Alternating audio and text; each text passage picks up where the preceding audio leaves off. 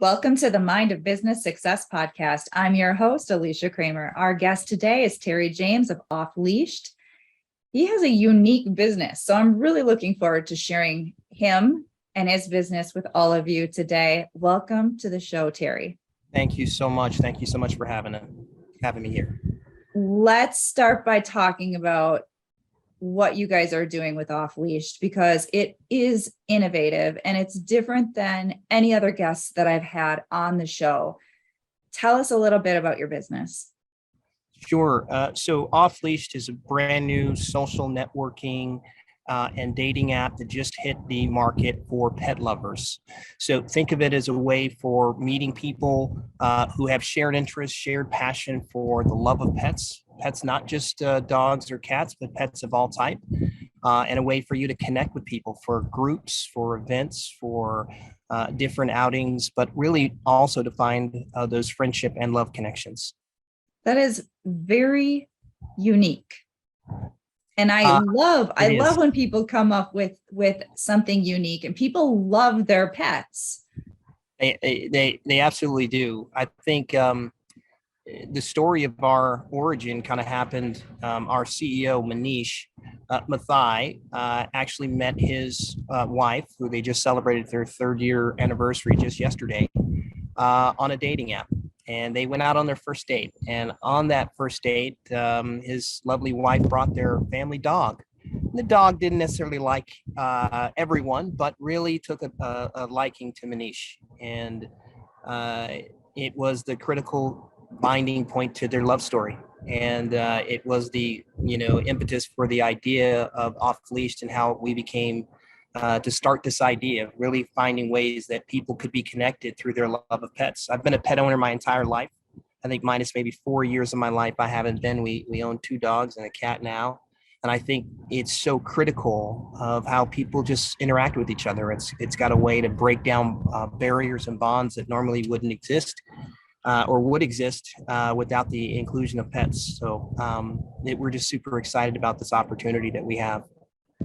So let's talk a little bit about your business model. You referred to it as a social app. Yes. So how did that all come about? What does that look like from the consumer's perspective? Right. So, the market has really changed. I think the pandemic showed us more than anything, the people's desire to have real intimate connection, just human interaction with each other, right? We lost it during the pandemic in many ways. And really the change in this age of technology, we've kind of lost that interpersonal connection as well. And so we looked at Offleash'd as a way to really reinvigorate that connection between people using a matching process that where we overlay the characteristics not only of yourself, but that of your pet as a way to improve the quality of those connections, using machine learning and AI to increase the opportunities for better matching, and then also to use predictive AI, which is artificial intelligence within the technology side, to make recommendations for what groups you should be joining, what events that you should be going to. And as we rolled this out, we looked at what a lot of other companies have had a much longer head start than us in the dating world. But what we saw is that there wasn't a bridge really existing between the pet community and the dating community. And we said, well, that was only one way for people to connect, was on the dating side, but it was our entree. So we found that people are looking for more than just ways to find love, but ways to connect and make new friends. A lot of people meet their friends at a random dog park or at a cat cafe or with their shared interests or love for horses or exotic animals. So we found if we could find ways, a platform to connect people authentically through this of their shared passion and shared interest in their love of pets, that this is a great way to make those connections real. That is fascinating. I love it. So I'm curious what this journey has been like for you from a business perspective. Yeah. A lot of people listening are in a variety of different types of industries, many of which are more conventional types of businesses, whether it's a service-based business or a product-based business. Right. With with the type of business that you guys are running, I would imagine that you are encountering some of the conventional, business Challenge. growth challenges. Yeah. I would say that you're right. So I came from a different industry. My background originally, I came from the investment banking world, right? I was a financial advisor with Morgan Stanley and UBS. Left, I started a mortgage company, and I got into real estate after I sold my mortgage company, and I'm a real estate developer now is what my primary practice. So trying to bring those things into our business, right? Which is trying to find ways to create opportunities for customers to stay committed and engaged within our platform. That's most important, right? You got to have that stickiness of your customers within your platform, and it's a brave new world in terms of understanding this space where people come for a different reason, where in other businesses it may be for a product or something else. Here in our business, it's about they come for relationships or the desire for that, right? So there's its own different dynamics that you have here than you do in traditional business formats. But you can bring over a lot of the different things that you've learned from other businesses into this platform, because the opportunity for people to engage and really do things that they normally are going to do, right? We plan to roll out a marketplace to help consumers buy products that they normally are going to buy anyway for their pets, whether that be pet food or insurance or CBD products for mobility, those kinds of things, by partnering with other brands out there and having them exist within our platform so that they can use those products and buy them at a discounted price. The same idea for events and those kind of things. So we're trying to bring the things that we've learned in outside businesses to this platform here. Look at the successes of some of the other stalwarts in the industry, right? The Matches of the world, the Bumbles of the world, is people who have really grown this idea of making connections between people. But we believe that pets is the number one driver, right? Because if you look at it, you have over 70% of households in the US, over 90.7 million households that own a pet. That is an enormous amount of people that find that pets are a critical part of just their livelihood. They are our family members. And so we feel that that is a building block for really creating not only relationships, but also to build a sound, very, very sound business as well. There were a lot of really valuable takeaways in what you just shared there. And there's something to be said about looking at other types of businesses for fresh new ideas that might be a little bit out of the norm for your existing industry. Right. We see all over the place, so many businesses just get lost in the sea of comparable businesses. There's very few differentiators. And when you can innovate in your own business by taking really great ideas from a completely different industry that sort of revolutionize the way that you do your business a little differently, that's where we see people sort of rising above, so to speak, and standing out from all of the noise in the marketplace. So it sounds like you guys are really embracing that concept, and you're looking at ways that you not only can take what's working in your sort of industry, so to speak, right, but you're looking at all of the ways that you can make what you do so much better. Yeah, I think when Manish first shared with me this idea of, hey, do you think we could make this work? And this is pre-pandemic when we kind of started this process. It really just made sense, right? And so when I came on as the COO of the company, and the main investor in the company up to this point, it was designed behind, I believed in the concept. And then when you got to look at the rest of the pet industry as a whole, you found opportunities that says, hey, I think that we can push this pet industry forward, right? We can push them forward in terms of the way big companies think about their consumer base, right? Because the consumer base is changing. It's different. It's modifying. Young people are having a much larger voice and say in terms of how products are sold, mediums in which they're marketed on. So we felt like we can push the industry where our marketing was different, right? We did something different when we started our company, which was we focused on building our infrastructure and our marketing and our brand first before anything else, because we felt like the way in which people communicate now is much different than in the past, right? So the traditional means of marketing have changed. So we really focused on how do we build an audience and a following online first before we even launched. So we've built a pretty decent audience, about 10,000 or so people that have decided to follow us and follow this journey. And they've been there with us before we've even started, because the idea that people could make real authentic connections through pets is exciting to a lot of people. And they want to be a part of it. And we've been excited about the bigger brands who've come along as well, because we're trying to push them in different directions that they're not necessarily comfortable with, branching out to different markets than they've looked at before, right? That they've traditionally closed off, diversifying their marketing base in terms of who they market to.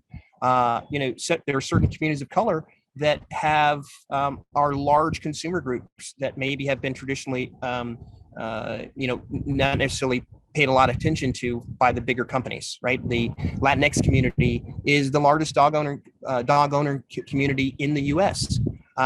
Trying to push bigger companies to focus on being more inclusive with these, with their marketing, with their advertising, and with their support and investment into these communities is something that we value and is part of our core mission statement. So we're trying to push the industry forward, and I think that's why also that we've seen the acceptance, if you will, by some of the bigger brands as early on as a company as we are right now. That is awesome.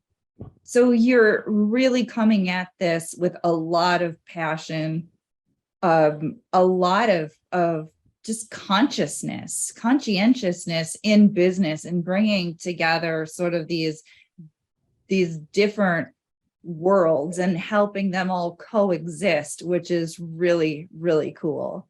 This is a perfect segue, because now I want to talk to you as the business owner, and I want to ask you the big question that I love to ask my guests, knowing that you've been,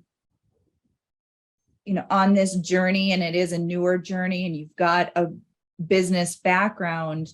Love to talk to you about a mindset obstacle that you've had to overcome in order to get to where you are today with this business. I would say my biggest challenge has been seeing how big this thing can get, right? This growth mentality, because in other businesses, I think there are certain levels that you can get to, in terms of what you think you can manage. And as I've started to study these other businesses, in particular in this space, and witness just the vast growth that they've had, sometimes it's overwhelming, right? To think, if you look at Bumble's story, and I just use them as an example because they're a pretty good example. 7 years ago, they've grown from 7 people to over 700 people, $14 billion valuation company. It's an amazing growth story, right?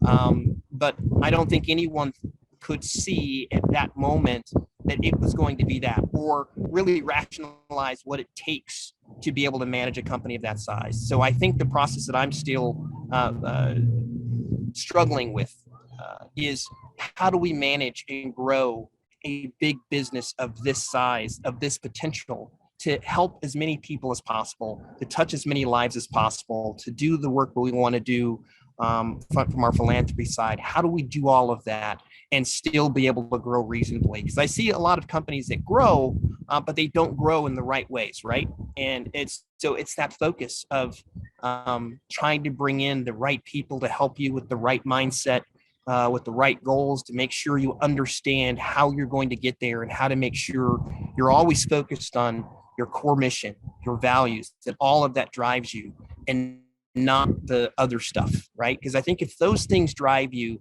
that the good that you're trying to do will always lead you in terms of the decisions you make as a business professional, the decisions you make as a company, and what mark you want to leave in the world. That's really valuable. A lot of people who are reaching for a big vision goal are chasing it for sometimes very superficial reasons, whether it's purely the money or it's the status or some kind of ego-driven desire. Not that inherently on a deeper level, there isn't a true desire to create something big and wonderful that makes a positive difference. But that superficial stuff, that ego stuff, can often cloud people, and it does cause them to make some less than ideal decisions that aren't necessarily benefiting them in the long run, and sure as hell aren't benefiting the other people that sort of, get run over in the process. I think all of us, in our nature, want to be successful, right? I've had the, blessing of being able to start a few businesses, and I've had a modicum of success. I've had a modicum of failures. I think you learn more through your failures than you ever do your success. But I think through that process, I think you learn the type of person that you want to be, right? I think you learn economically how much is enough. I think you learn these things through this process, and they all drive you to a point. I'm honored to be in the position that I'm at now in the role of this company, because I think that there are, though this is a social networking and dating app, I think the opportunity to create authentic human connections between people is a real powerful thing that you can do. You can have a voice, and in a lot of different ways, you can reach and impact more people. Not that the things that I've been able to be blessed to do in my life haven't been impactful to the clients that I've served. But this has the ability to transcend all of those things and more, because you can really, help people drive money towards charity, to impacting pets' lives. You can really just transform the way in which people think about making connection with each other. You can really transform the way in which people communicate with each other. I mean, the one thing that pets that we love, that we try to say in our company, is pets don't see color, they don't see race, they don't see economic differences, they don't see socioeconomic status. All they do is love. And if we could learn some of those things, some of those real ways in which pets just love each other, and that's the way in which we communicate with each other as well, there's so much we can do as a community together. And we're trying to push that message forward as Offleash'd, saying, let's be part of that messaging. Let's push that. And then if we can and we believe we can build a great business around that, where we can do good while doing good, that's what we're about. So good. All right, Terry, you've got to tell our listeners how they can learn more about Offleash'd and how they can connect with you. We would love for you guys to follow us on Instagram at Offleash'd, OFFLEASHD. Make sure you email us, terry@offleash'd.com or info@offleash'd.com.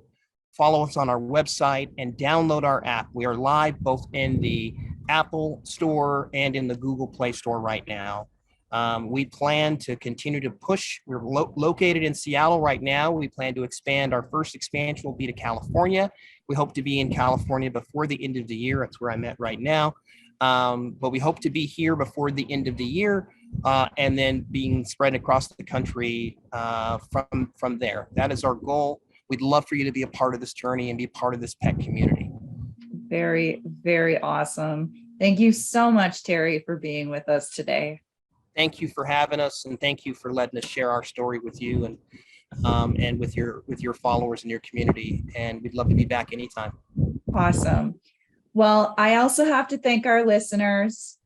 If you haven't already subscribed, make sure you do so. And until next time, we will see you in the next episode.